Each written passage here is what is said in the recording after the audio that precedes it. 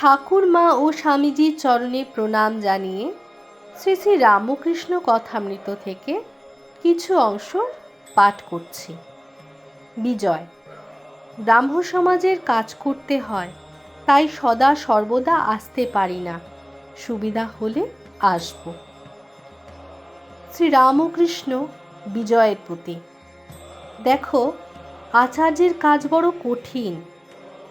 ঈশ্বরের সাক্ষাৎ আদেশ ব্যতি রেখে লোকশিক্ষা দেওয়া যায় না। যদি আদেশ না পেয়ে উপদেশ দাও, লোকে শুনবে না। সে উপদেশের কোনো শক্তি নাই। আগে সাধন করে বা যে কোনো রূপে হোক ঈশ্বর লাভ করতে হয়, তার আদেশ পেয়ে লেকচার দিতে হয় বলে ঠাকুর একটি ঘটনার মাধ্যমে আমাদেরকে বোঝাচ্ছেন এই ব্যাপারটি। সেটি হলো, ঠাকুর বলছেন যে ওদেশে একটি পুকুর আছে, নাম হালদার পুকুর। তার পাড়ে রোজ লোকে বাহ্য করে রাখত।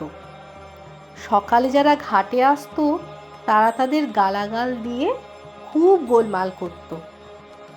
গালাগালে কোনো কাজ হতো না, আবার পরের দিন পাড়েতেই বাহ্য।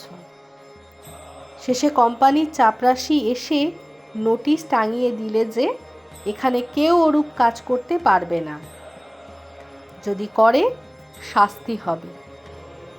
এই নোটিশের পর আর কেউ পারে বাহ্য করত না।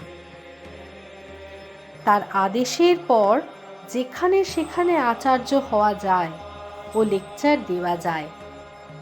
যে তার আদেশ পায় সে তার কাছ থেকে শক্তি পায়, তখন এই কঠিন আচার্যের কর্ম করতে পারে বলে ঠাকুর আরও একটি ঘটনার মাধ্যমে আমাদেরকে বোঝাচ্ছেন। বলছেন, এক বড় জমিদারের সঙ্গে একজন সামান্য প্রজা বড় আদালতে মকদ্দমা করছিল। তখন লোকে বুঝেছিল যে ওই প্রজার পেছনে একজন বলবান লোক আছে, হয়তো আর একজন বড় জমিদার তার পেছনে থেকে মকদ্দমা চালাচ্ছে। মানুষ সামান্য জীব, ঈশ্বরের সাক্ষাৎ শক্তি না পেলে আচার্যের এমন কঠিন কাজ করতে পারে না।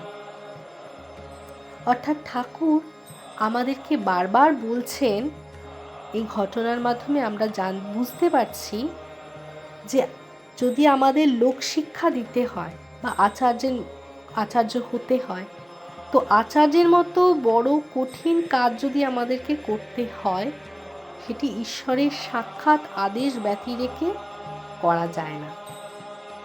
যদি আদেশ না পেয়ে আমরা উপদেশ দিতে যাই, তাহলে লোকে শুনবে না, সে উপদেশে কোনো শক্তি থাকে না। তাই তো সেই শক্তি পেতে গেলে আগে আমাদেরকে সাধন করতে হবে, বা যে কোনো রূপে হোক ঈশ্বরকে লাভ করতে হবে। তার আদেশ পেয়ে আমাদেরকে লেকচার দিতে হবে।